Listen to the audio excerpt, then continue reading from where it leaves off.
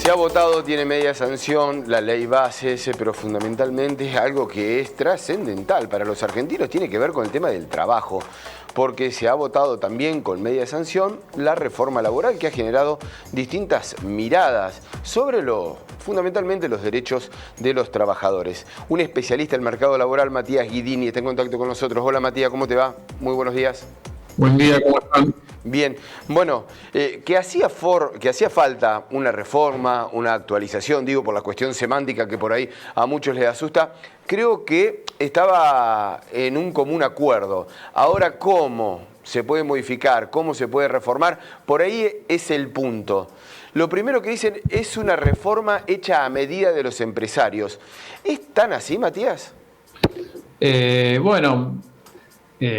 Creo que toda ley puede interpretarse de un lado o del otro en función de cómo se comporte cada parte. Específicamente, o sea, hay un tema que tiene que ver con el blanqueo de aquellos trabajadores que no estaban registrados, que bueno, pareciera que sí.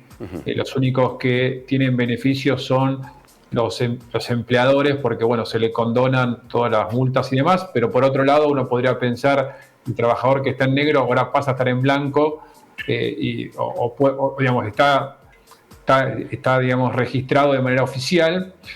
Y lo mismo pasa con el periodo de prueba, por ejemplo, que de 3 meses pasa a 6 o incluso a 8 o 12 si la empresa es más chica. Sí. Y dicen, bueno, es una posibilidad para que los empleadores tengan digamos, más tiempo a alguien y lo puedan despedir sin pagar indemnización.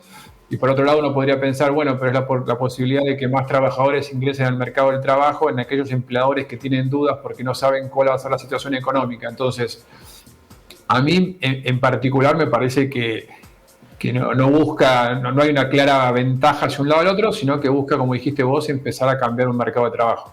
Un mercado de trabajo que las estadísticas lo marcan, Matías, ¿no? No ha crecido en el ámbito privado, ha estado estancado, incluso se ha disminuido. Sí, los últimos 10 años el trabajo registrado creció un 15%, pero el privado solo 4%. Los autónomos cayeron un 4% y lo que crece son los monotributistas y el empleo público. En esos 10 años se crearon más o menos 1.700.000 puestos de trabajo. De esos 1.700.000, 900.000 son monotributistas y 600.000 es empleo público. Entonces, definitivamente, como decías vos, hay un consenso que había que cambiar, había que meter mano. No sé si estas medidas son las que van a dar un giro de 180 grados, pero empiezan a marcar un rumbo y atacar a algunos de los sectores que estaban más cuestionados.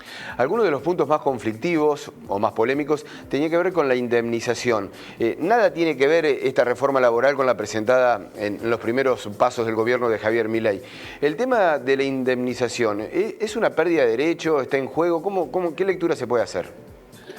No, yo creo, primero que entiendo, hay que esperar la reglamentación, que todas estas reformas aplican a los trabajadores que se incorporan de aquí en más. Es decir, no es retroactivo. Exacto, con lo cual, digamos, la pérdida de derechos, si nadie va a perder, en todo caso entra con otros derechos, diría yo.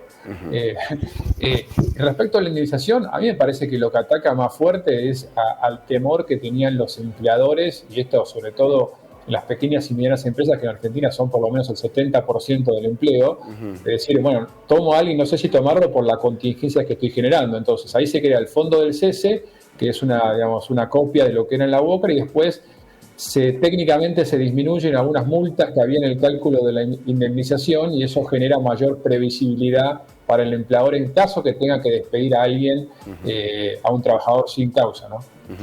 Matías, te consulto porque hemos visto distintas encuestas de la preocupación de los argentinos. Los números son alarmantes en cuanto a la desocupación, que vuelve a estar en torno allí de los niveles de mayor preocupación que podemos tener los argentinos. Hemos visto cesantías por parte de estatales fundamentalmente. ¿Hay un nivel de preocupación por lo que puede llegar a ser el desempleo en la Argentina en los próximos meses? Sí, yo creo que te diría dos cosas. O sea, los números oficiales todavía no marcan eso porque lo que mide el INDEC es el trabajo registrado del cuarto trimestre del 2023, es el último dato vigente, que es 5,7. Mi proyección es que seguramente el año termine cerca del 7 o el 8%.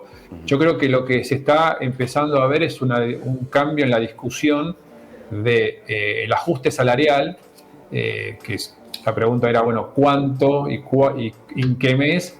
Bueno, a cuidar el empleo, ¿no? Eso sí, se empieza a ver, yo diría que es un deslizamiento un poco del debate, no es general, pero uno empieza a ver que en determinados sectores, como te decía, ya no es tanto cuánto va a aumentar, sino bueno, si vamos a seguir trabajando. Matías, y la pregunta es, la posibilidad de absorber los despidos, fundamentalmente estatales que se están dando, ¿el privado hoy por hoy en esta economía los puede absorber? No, hoy, a ver, primero hay que entender si el perfil del trabajador que sale del sector público es el que necesita el sector privado. Sí, es cierto que el mercado laboral en general está, yo diría, en una meseta después de una caída importante en el segundo semestre, con lo cual sí, hoy no hay una demanda laboral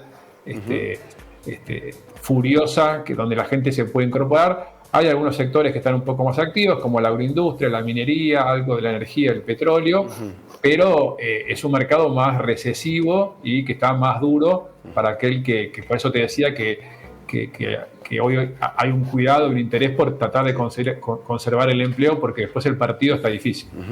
Matías, uno entiende a los empresarios, ¿no?, que no está en el ánimo de desprenderse de personal que ellos mismos han, si se quiere, formado para el trabajo. Les cuesta muchísimo conseguir una mano de obra especializada y demás. Esa situación, digamos, de reincorporar mano de obra, digamos, de la que vos formaste, es decir, qué difícil que es, ¿no?, ese mercado, como vos decís, y lo simplificaste muy bien, un partido muy complicado el que se viene. Sí, porque por un lado, como decíamos antes, yo creo que la situación que tiene hoy un empleador pequeño es, bueno, doy un aumento, que todos entendemos que hay inflación, o no lo doy, pero puedo sostener a todo el equipo. Esa me parece que es un poco la disyuntiva que tienen que tomar, sabiendo que, como decís vos, hay un costo de aprendizaje, hay un costo, digamos, en algún momento nos vamos a recuperar y vamos a tener que buscar esa gente. Entonces, ese debate, esa disyuntiva está en los trabajadores, en los empleadores, mejor dicho, en decir, bueno, ¿cuál es la decisión que tengo que tomar? Porque ese recurso me costó formarlo. Hay un tema también de compromiso, de cultura, que es importante. Y bueno, ya lo hemos visto en otras crisis, en la pandemia, en el 2001, que bueno, a veces poder sostenerlo pues termina siendo positivo para la organización, ¿no? ¿Se quedó a mitad de camino esta reforma laboral? Digo, ¿o se hace falta más o está bien? Bueno, yo creo que primero que no es una reforma laboral, digamos, con todas las letras, porque son iniciativas dentro de un combo mucho mayor que todos vimos. Me parece que para realmente meter mano en el contrato de trabajo, que hay que recordar que tiene 50 años, desde septiembre del 74, o ya va a cumplir 50 años en poco, se necesita un debate mucho más profundo, mucho más amplio, más extenso, más plural, con todos los sectores, y seguramente haya cosas que se puedan mejorar en otros campos que no se ha abarcado ahora. Entonces sí, me parece que falta, me parece que es un camino que marca un rumbo de por dónde va la necesidad, pero bueno, hay que seguir trabajando. Matías, como siempre, un fuerte abrazo. Muchas gracias por el contacto. Gracias a ustedes, saludos. Hasta luego.